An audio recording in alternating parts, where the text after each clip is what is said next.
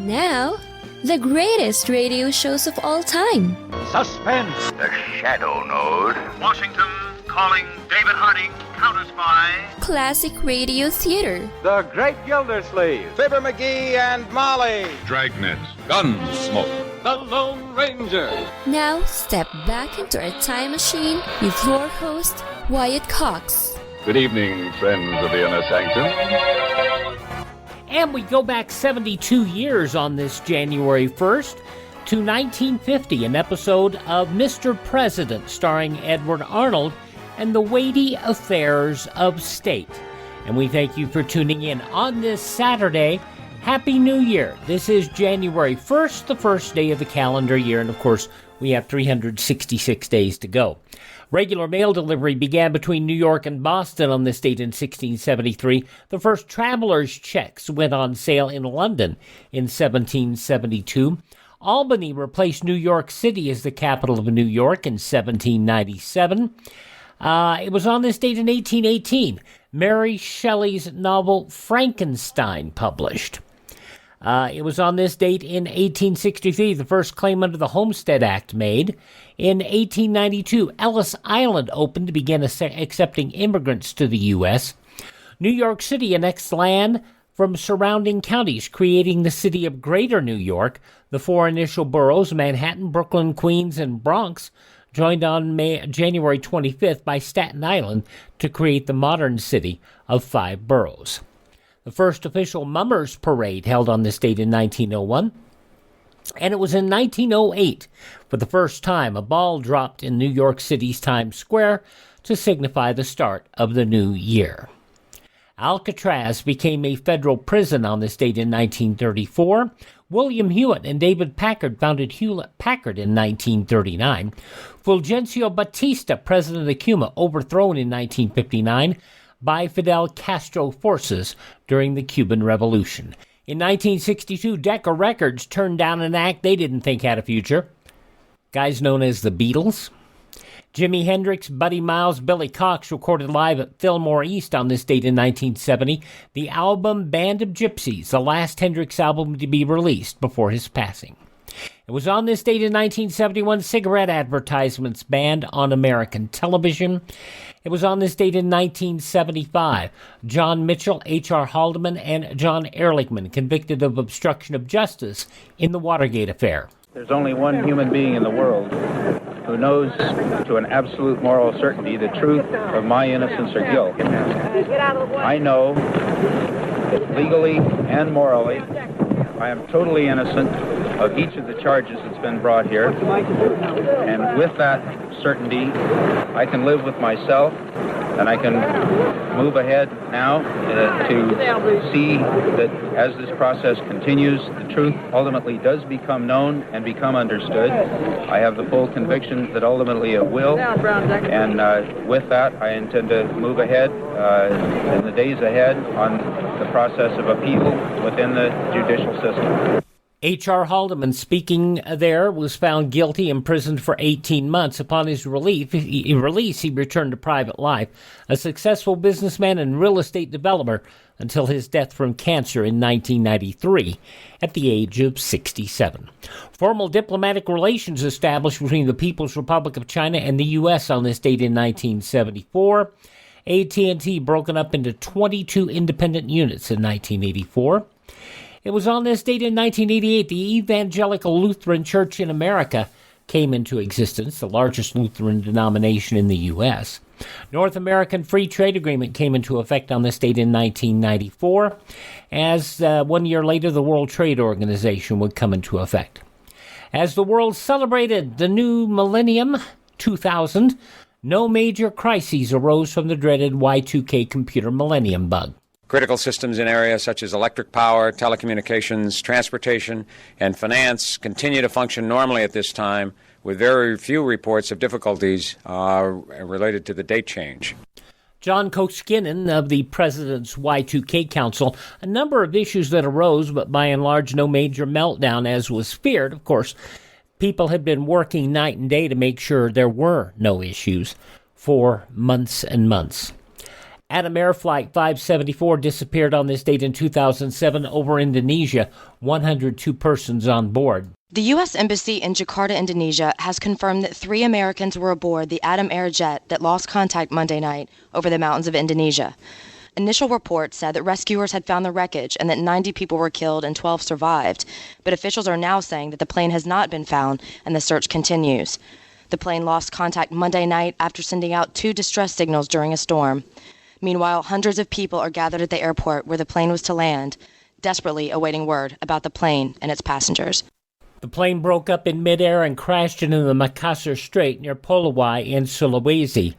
January 1, 2007, the deadliest aviation accident involving a Boeing 737-400. Passing away on this date in history, Hank Williams Sr., also Maurice Chevalier, Victor Bono, Cesar Romero, Ray Walston, Shirley Chisholm, Del Reeves, Patty Page, and Ellie Mae of the Hillbillies, Beverly Hillbillies, Donna Douglas. That's a bunch of talent to have a go on January 1st. This is the birth date of seamstress Betsy Ross, educator George Washington Carver, FBI Director J. Edgar Hoover, born on this date, Xavier Cugat, Dana Andrews, I was a communist for the FBI, Barry Goldwater, J.D. Salinger, writer of The Catcher in the Rye, boxer Rocky Graziano, and actor Vern Troyer. Turning 88 years of age today, you remember him as President Nixon in Frost Nixon. Got an Academy Award nomination for that, did Frank Langella. He's 84 today. Country Joe McDonald of Country Joe and the Fish is 80. Father Guido Sarducci, Don Novello, 79. Jimmy Hart, the Mouth of the South, also turned 79 today. Actor Luis Guzman is 66. She founded the Nitro Girls, the ex-wife of Diamond Dallas Page, Kimberly Page, 53 today. And WWE's Bobby Roode is 46? I didn't know he was that old. Those some of the people celebrating January 1st as their birthday. If this is your birthday. Happy birthday to you. Happy birthday to you. Happy birthday, happy birthday. Happy birthday to you.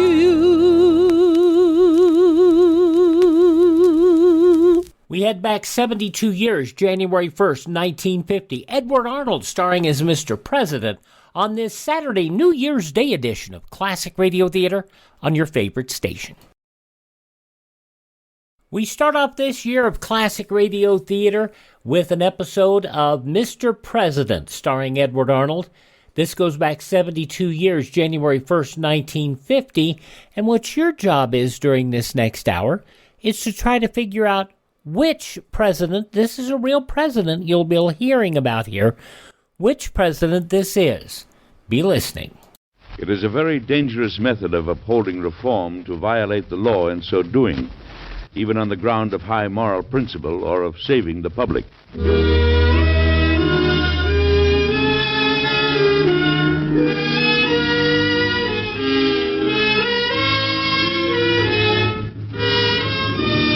Mr. President, starring Edward Arnold.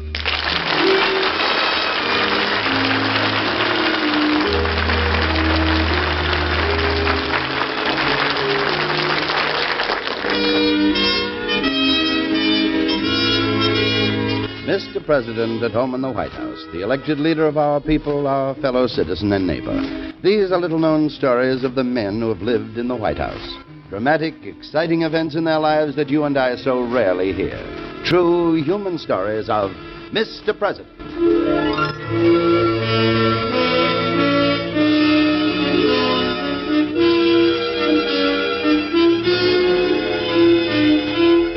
Before we bring you today's performance of Mr. President, let's get a little philosophical on the subject of character in our presidents.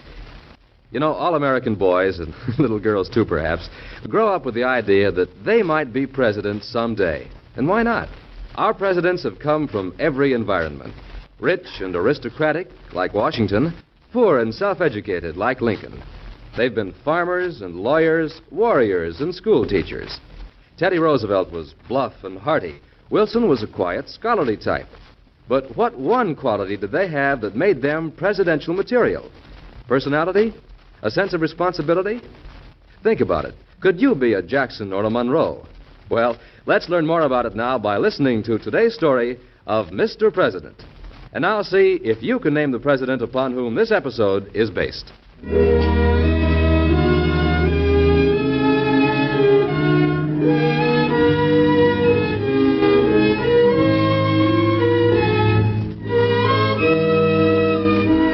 It was a cold day in Washington, a day filled with ice and sleet. But it was Inauguration Day, and there was warm joy in the hearts of the new president and his first lady as they rode on the official coach and four after the ceremony. Well, my dear, I always said it would be a cold day when I got to be president of the United States, and so it is. Oh, nonsense. You're as proud as punch, and so am I, Mr. President. Of course I am, but I do have to look around when somebody says Mr. President to see who he's talking to. Oh, I think this drive is the proudest and happiest event of the day. Imagine us driving down through the Capitol grounds and now on Pennsylvania Avenue on our way to the White House. Oh, it still seems almost unbelievable. You know, Nellie, I pinch myself every little while to make myself realize it's all true. I still feel just a bit like a fish out of water.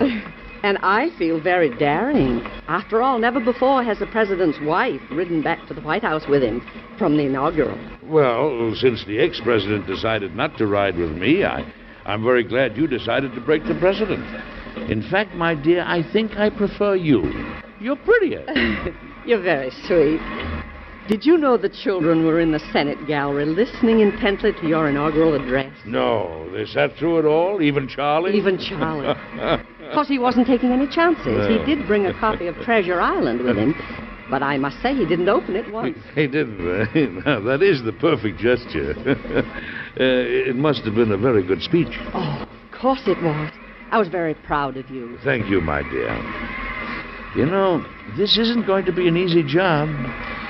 It will have its full share of headaches and heartaches, but with you at my side, well, they'll be easier to bear. I'll always be at your side, dear. And I know you'll be a good president. Well, I'm certainly going to try. I'm going to make good all my campaign promises, too. I'm going to get a lower tariff and a balanced budget, and conservation of our natural resources, and... How about the campaign promise you made to me? What's that? To take off about 20 pounds. Oh, I'll keep that one, too. I'll exercise like mad. And you'll cut down on food. But I like food. And speaking of weight, my dear, you promised me you'd gain some. Well, I'll try to keep that promise, too. Mr. President? Who, me? Oh, there I go again. I'm forgetting. You know, Nellie, for once in more than 20 years of public service, I may be able to save a little money on this job. Oh, you're not becoming mercenary, I hope. Oh, no, I hope not, but I'm getting on in years. I have to think about providing for my family for a change. I do think it was fine of them to raise the salary to $75,000. And only fair. I'll have to spend at least $50,000 of it, and it should be a citizen's right to earn a little more than he needs to live on. Well, I'm sure we'll manage, Mr. President. Is he here again? Oh, good heavens, that's me, isn't it? Well, I'll just have to get used to the sound of it, that's all.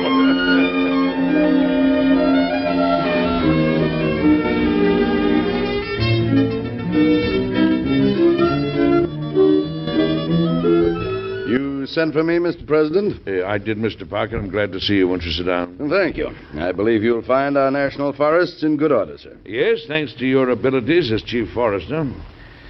Mr. Parker, you know more about conservation than almost any man in the country today. But, my dear fellow, you're not a lawyer, and I'm afraid you're quite willing to camp outside the law to accomplish your beneficent purposes. I don't understand. What do you mean by such a remark? Well, my attention has been called to the manner in which you've handled licenses for electric power transmission through the national forest. I think I've done a most competent job with my authority on license. I cannot agree with you. Your licensing authority is given you purely as a safety measure to guard against fires. Have you confined it to that? Well, I had an opportunity to save the people money. Is that bad? No. None of it's an opportunity within the law. But my dear Parker, I can't let you use your licensing authority as a club to force electric companies to charge what you consider proper rates. When reforms are needed, I believe in doing something about them. And so do I. But not by usurping power which is not rightfully mine. If we get into the habit of working outside the law for reforms, what is to prevent others from working outside the law for evil? I have had no complaints on my practice. The companies have fallen in line. Perhaps. But I've had many complaints about it. For that reason, I've submitted the entire question to the Attorney General. He has given me an adverse ruling on your practice. Therefore, you will please drop it. Don't you want the people to have lower electric rates? Emphatically, but not by illegal methods. There's a proper channel for decisions on rates. Very well, Mr. President, if that is your decision. Good day. Good day. How do you do, Mr. Parker? How do you do? I was just leaving, madam. Good day. Mr. President. What is this? Have you been crying? Oh, I can't help it. Everything's gone wrong. What's the trouble? It's my dress. Well, it looks all right to me. Oh, not this one. Have you forgotten that the inaugural ball is only a few hours away? Oh, good heavens, that's right. Well, how does your new dress look? Well, it hasn't arrived. What? I had it made in New York, you know, and the dressmaker promised me faithfully to be here on time, and it isn't.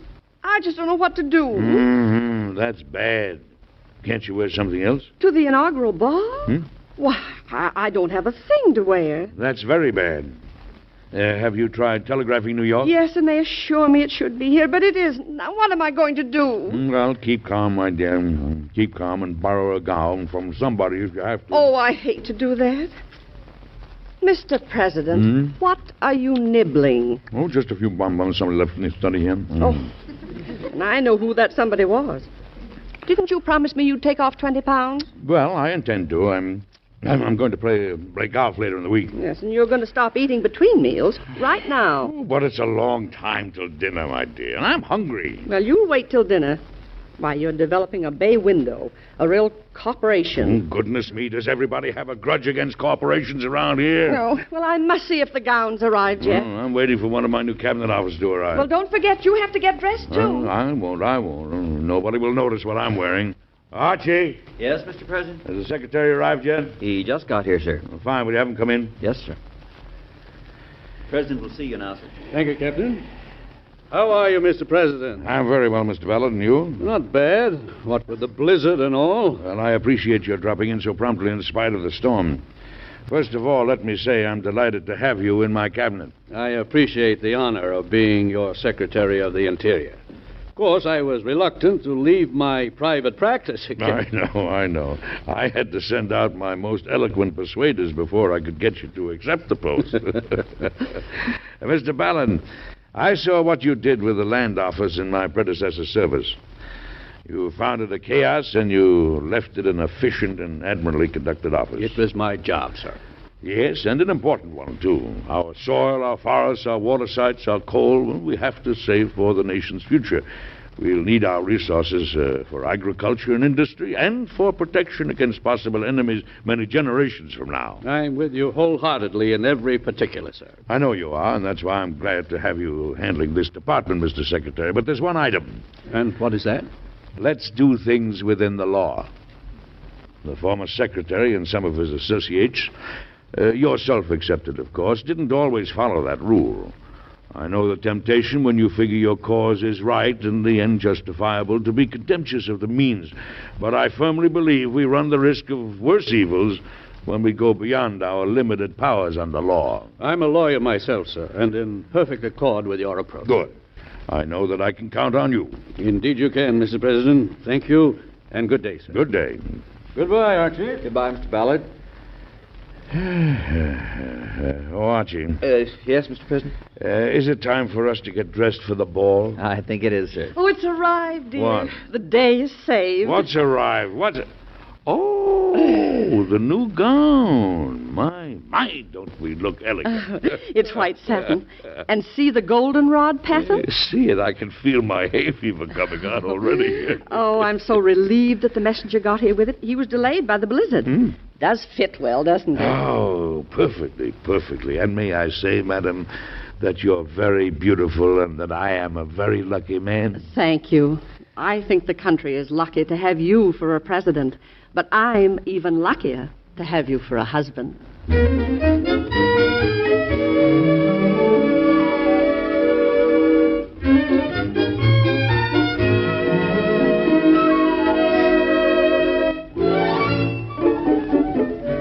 President, have you seen this magazine article? No, I haven't had much time for magazines in these last few months, Archie. What is it? It's a vicious editorial attack on the Department of the Interior, sir. Let me see that.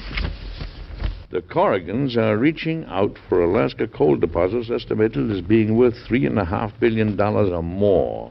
Well, have you figured out which real-life president this is about? Mr. President, January 1st, 1950. The news from 72 years ago today is next on Classic Radio Theater.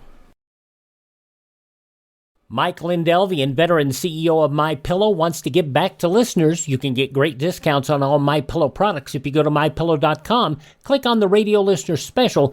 Deep discounts on all MyPillow products, like the buy one, get one free special on Giza Dream Sheets.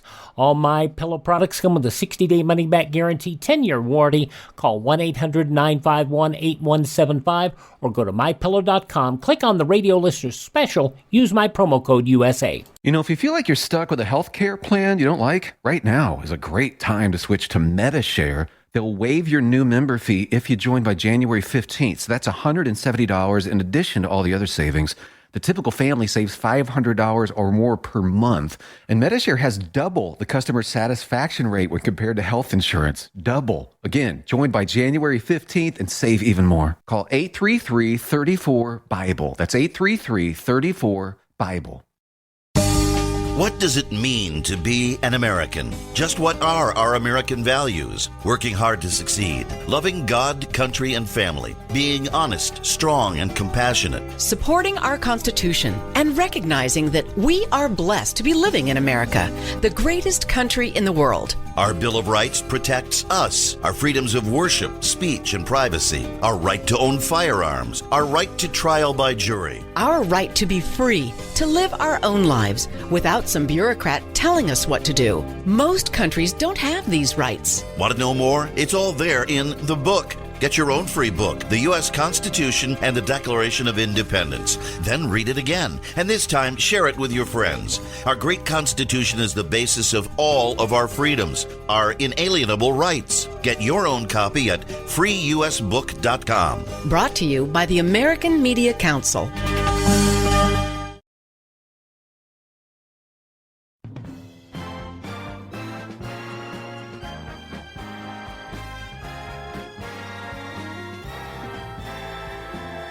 Thanks for being with us on this Saturday New Year's edition of Classic Radio Theater.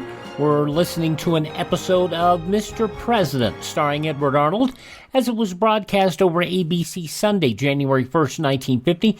In the newspapers of that Sunday 72 years ago, these were some of the headlines. The American freighter Fighting Arrow loading last night for a voyage to mine-threatened Red Shanghai amid a variety of reports and denials that fearful crew members were being forced to make the trip. Captain David Jones of Chicago formally notified by Vice Consul Frederick A. Hill that the Chinese nationalists have announced the mining of Shanghai's approaches. Last Wednesday, the State Department warned that any captain who ran the nationalist blockade might lose his license. Jones maintained his determination to take the 14,000-ton ship to Shanghai, as directed by his owners, the Isbranson Line of New York, whose ships have repeatedly run the blockade. Confronted with an economic-minded Congress and two-front Cold War, President Truman and his advisors looking forward to a tough and critical foreign policy year in 1950. John M. Hightower, writing for Associated Press, writes two critical issues are clearly foreseen. One is the problem of developing an effective Stop Communism program in the Far East. The other is the job of devising very soon some way to prevent Western Europe from falling into a new economic hole when Marshall Plan aid ends in 1952. Marshall Plan countries of Europe last night reported 1949 industrial and farm production was the highest in history and forecast even more next year. While gratified, ECA chief Paul Hoffman told Western Europe that its hardest recovery task lies ahead. He insisted that Western Europe lower its production costs, reduce and remove trade barriers, and raise the standard of living. Hoffman's views were echoed by Paul van Zeeland of Belgium, chairman for the Organization for European Economic Cooperation. General MacArthur marked the arrival of the new year with a statement praising what he called the unswerving program of the Japanese along political, economic, and social lines. Said MacArthur, on this fifth New Year's Day following the end of hostilities, one fact stands out. Although Japan is still technically at war, there are few places on Earth more completely at peace. And a well-meaning friend told Robert Davis it was necessary to include 2 pictures when applying for a 1950 Columbus, Ohio pushcart peddler's license. He explained the kind you get at a dime store. So when Davis turned in his application to City Auditor R.P. Bartholow, it was complete with pictures. 2 dime store models of movie actor Dana Andrews. And those some of the day's top news stories as reported in the newspapers of Sunday, January 1st, 1950. On your radio, Mr. President, which continues now on Classic Radio Theater. We must deplore the reckless immorality with which the head of a great department is willing to work against the interests of the people whom he is supposed to represent. The President, good-natured and trustful, has been outrageously misled. Why, this is monstrous. Can there be any truth in what they say, sir? Of course not. I have every confidence in Mr. Ballard's integrity. But what's behind this? What motive can they have for smearing an honest administration? I think you'll find that in the article on the next page, the one by Louis George. Who is Louis George? A special agent in the General Land Office, sir. Oh, let me see what he says. Are the Corrigans in charge of the Department of the Interior? The Alaska coal lands are in danger in Ballard's hands. Valuable Alaska coal lands are the objective of a larcenous conspiracy. Secretary Ballard has aided the conspirators and proved that the Interior Office is not safe in his hands. Why, this is fantastic.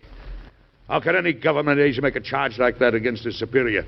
And why does he make it in the press instead of coming to me? I don't know, sir. But I certainly hope the charges are entirely unfounded. Of course they are. But whether true or false, these charges will continue making the rounds. The opposition press will be only too happy to seize on it and make capital of it. Well, let them make capital all they can. I'll investigate this and prove it's a lie. But in the meantime, sir, it'll do a great deal of harm to your administration, to the party itself. There's nothing that can be done about that, I'm afraid. There's one thing that may do it. What's that? Ask the secretary for his resignation. Are you serious, Archie? I hardly expected a suggestion like this from my trusted aide. It may sound like a harsh move, sir, but if it's for the common good, I'm in favor of it. I see. So you think it would be political wisdom to let Ballard out? I sincerely do, sir. Well, I don't think I'll be politically wise. I don't think any ends justified despicable means. And I don't intend to desert a man just because he's under attack.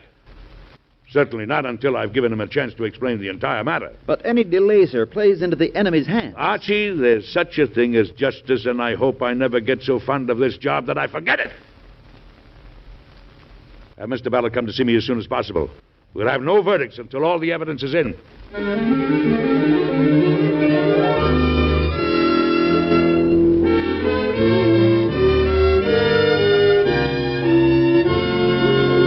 In just a moment, we'll come back to Edward Arnold and Mr. President. January 1st, 1950, Mr. President, starring Edward Arnold. The conclusion next on Classic Radio Theater.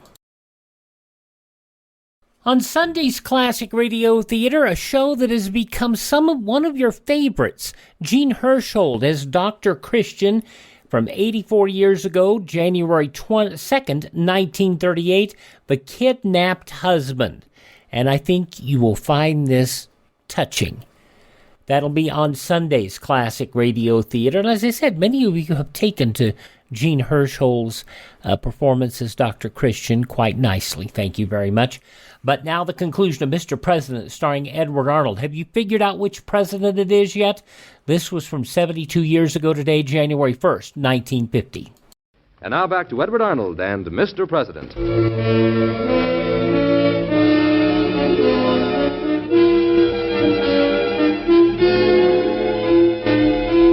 Well, have you figured out who the president was when these events were taking place? They really did happen, you know. The attacks on the Department of the Interior grew like wildfire in the press from the moment of the publication of the magazine article. Meanwhile, the President and the Secretary of the Interior were in serious conference on the charges. Believe me, Mr. President, I was just as amazed and agitated by the article as you are. Mr. Ballard, I believe in you, but I'd like to have all the facts. Why these charges against you? What about these Corrigan coal land grants in Alaska? Well, 7 years ago, Corrigan went into the Alaska wastes and discovered coal deposits. On behalf of himself and a syndicate of friends, he staked out some claims. Did he file notices of location on his claims? Yes, he did, and his group paid the Treasury for them. I see. Then he acted legally. And his claims were approved? Yes. I myself was commissioner of the land office at the time, and after investigation by my agents, I approved the claims. What did the agent Louis George have to do with this matter? Well, he came to me with charges that the Corrigan claims were fraudulent, and I ordered him to take charge of the investigation. Later, all other agents and I decided the Corrigan petitions were legal. I telegraphed word to George, ordering final approval given to the Corrigan group. Did George protest his approval? He did, and though I thought it without foundation, I immediately rescinded approval of the claims. They remained in that status for over a year. Meanwhile, I resigned as land commissioner. When I came back to Washington as Secretary of the Interior, there was a demand for some action on the long-delayed Alaska matters. Was George given every opportunity to give evidence? He was, sir. He countered with delays, evasions, and hints of corruption, but he offered no shred of proof. After months of these delays, the Assistant Secretary decided that justice required a prompt, clear title to the lands. At this point, George went to Parker, Chief of the National Forest Service, charging official misconduct against myself and the Land Commissioner. And wrote that scandalous article for the magazine. And I'm sorry to hear Parker has sided with George. You have documentary proof of everything on the Corrigan case? I've brought it along, Mr. President. I see. You'll find there's not the slightest evidence of fraud on anyone's part. You'll also find that these coal lands aren't worth a fraction of what Parker and George claim they are. Mr. Ballard, I believe you've acted in an honest and upright manner. I'll study all of this evidence tonight and go over it with the Attorney General. I'll await your decision. Thank you. Good day, Mr. President. Good day.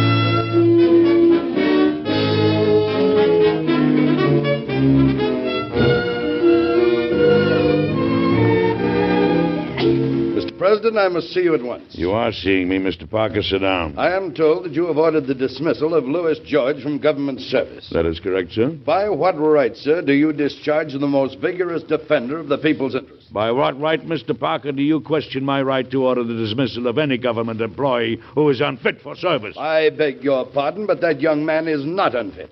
He is as deeply interested in conservation as I am. And as I am, and as Ballard is.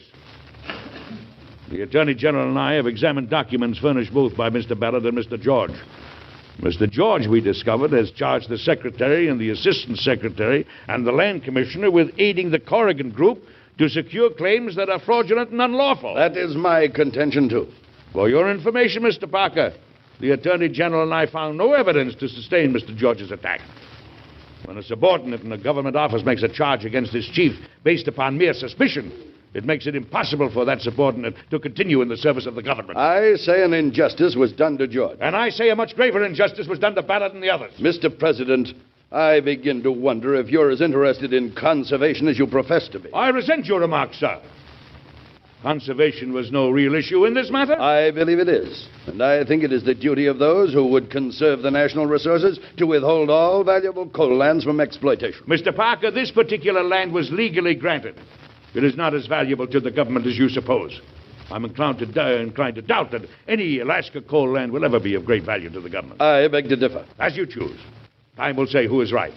The point is that the Corrigans are entitled to the property for which this government received payment. That, Mr. President, is a reactionary attitude. We have a government of limited powers under the Constitution, sir. We've got to work out our problems on the basis of law. Now, if that's reactionary, then I'm a reactionary. By your own admission, sir. Mr. Parker, I get impatient at criticism by men who don't know what the law is, who haven't looked it up, but who ascribe all sorts of motives to those who live within it. Now, Mr. Parker, actually, you and I and Ballard have the same interests in conservation. We merely have different methods in achieving it. Won't you try to get together with Ballard? Never, sir. I can never work with him. Then departmental jealousy rather than conservation is the root of all this, huh? My duty is clear. I must ask you, sir, for your resignation. And you may have it, sir. I will take this to the people. Good day, Mr. President.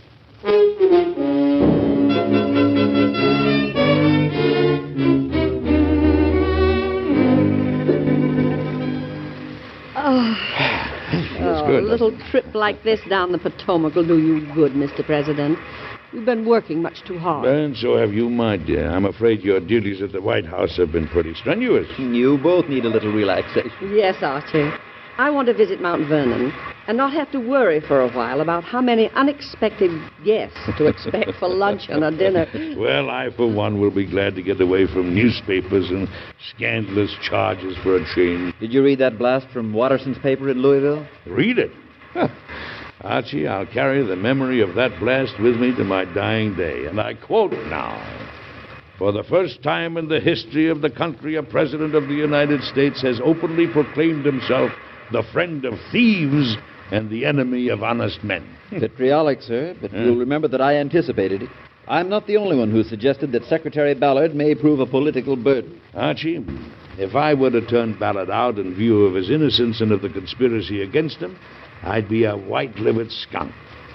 I don't care how it affects my administration. Well, now that Mr. Ballard has demanded a congressional investigation into the charges against him, I'm sure he'll be completely exonerated. And so am I. Even if Parker and the magazine have hired a pair of high-priced lawyers to represent Louis George as a witness against Ballard. Nellie, what do you say if I... She's fainted, sir. What's the trouble? I'll see if there's any brandy aboard. Yeah, but, darling, what's wrong? Archie. Yes, sir? Have the captain turn the yacht back to the wharf. I think she suffered a stroke.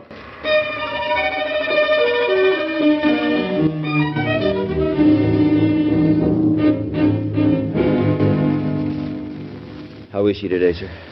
Oh, she doesn't walk or talk.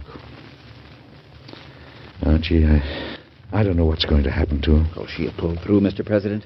She'll be all right? Oh, I hope so. Archie, I don't think I could bear it if anything happened. What do the doctors say? They're not certain. The symptoms indicate paralysis, but they're hoping it may be nervous hysteria, not actual paralysis. God grant they're right. You don't want to be disturbed with business matters, Mr. President? Yes, I do, or I'll go out of my mind with worry. What about the investigation of Secretary Ballard? It's in progress, isn't it? Yes, sir. Charges of delinquency in office have already been preferred by Parker and George against the Secretary. So far, they've been unable to substantiate any charges of corruption. Of course not. What have the attorneys brought out on the delinquency in office? They've claimed he's been an enemy of the policy of conservation. No real evidence yet. There won't be any, I'm sure. One point brought out was a little disturbing. What was that? The fact that Ballard did some work for the Corrigan interests after he left the land office and before he became secretary. Work for which he received a fee of $250. Ballard accepted money from Corrigan? Yes, sir. I'm afraid it looks rather bad. Oh, but wait a minute, Archie. That explains it, don't you see? Explains what, sir? It explains why he refused to rule on the validity of their claims when he became secretary. Because of his small service to them, he disqualified himself to rule in the government matter. Let's hope the committee realizes that. It's possible that the investigation may come to an end soon. They've heard most of the testimony. Well, then I should hear from Ballard soon. Heaven knows I should get some good news about something. Oh, I'll get it, sir. Thank you. She wants to see the president. Oh, of course. Right away. What is it, Archie? What is it? The doctor says she wants to see you, sir. Does that mean she can talk? Let's hurry, Archie. Let's hurry. Yes, sir.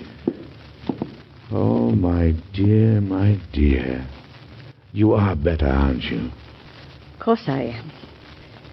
The doctors say I have the constitution of a buffalo. See? I can talk. Oh, I'm so grateful, my dear. And you're going to get better quickly. You're going to have a long vacation, and you'll be walking and dancing and chattering like mad before you know it. How you do carry on. Oh, my dear, you mean so much to me. If I could only tell you what's in my heart, I know, dear. And I love you very much. She must rest now. Yes, of course. I'll be back, Nellie, very soon, my dear, very soon. Look, it's Mr. Ballard. Oh, wonderful. I'm glad to see you, Ballard. And I'm glad to see you, Mr. President. How is she? Oh, improved.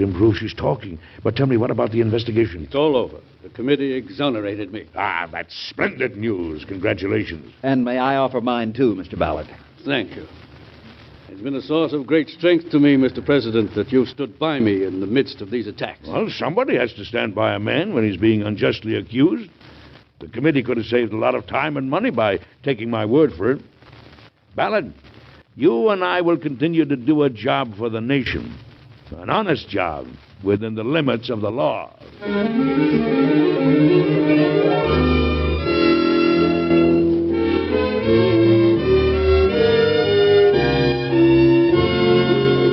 Well, you've probably figured out by now who the president was when all that happened. It really did happen, you know, and you'll have the answer in just a moment. Do you take your basic rights and freedoms for granted? Many of us do, for we think we can't ever lose them. Well, that trend of thinking is dangerous. For history has proved that people start to lose their freedom the moment they think it forever secure. That's why we must all work at keeping our American heritage of freedom. To win against the totalitarian idea, Americans must become more aware of their citizenship. Today, many nations of the world are standing at the crossroads between free government and dictatorship. But those who still aspire to freedom look to the United States as an example. Therefore, what Americans do during the troubled months ahead can greatly influence the decision the war-exhausted peoples will make. As a good citizen, work to defend your individual liberties. Do this by taking an active part in the affairs of your community and in fulfilling at all times the duties of American citizenship. And now back to Edward Arnold and Mr. President.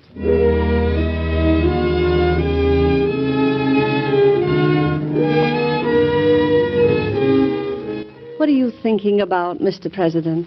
I'm thinking, my dear, what a lucky man I am. You're on the mend now, walking about and talking. You may regret that talking when I chatter your ears off. You don't know what music it is to my ears. And Mr. Ballard's been completely vindicated, too. Oh, I think that's wonderful. Even if it's true that the fight with Parker may cost you re-election. I don't mind, my dear. I have you back, and that's reward enough. Oh, I know that someday all Americans will realize, dear, what an honest, unselfish, and progressive president they had in William Howard Taft.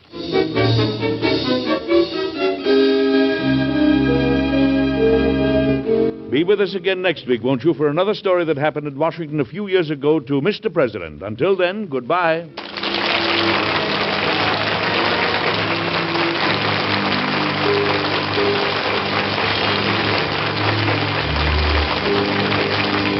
This program is produced and directed by Dick Woolen. Mr. President was created by Robert G. Jennings. Today's story was based on incidents in the life of President William Howard Taft. It's amazing, isn't it? The stories behind the scenes. January 1st, 1950, Mr. President. Please thank this radio station. Support their advertisers. They make it possible for us to be here on your favorite station. Webpage, classicradio.stream. Learn there about staying in touch with us. Classicradio.stream. I'm Wyatt Cox. Tell all your friends the great radio shows are right here at this spot on the dial. Classic Radio Theater on your favorite radio station.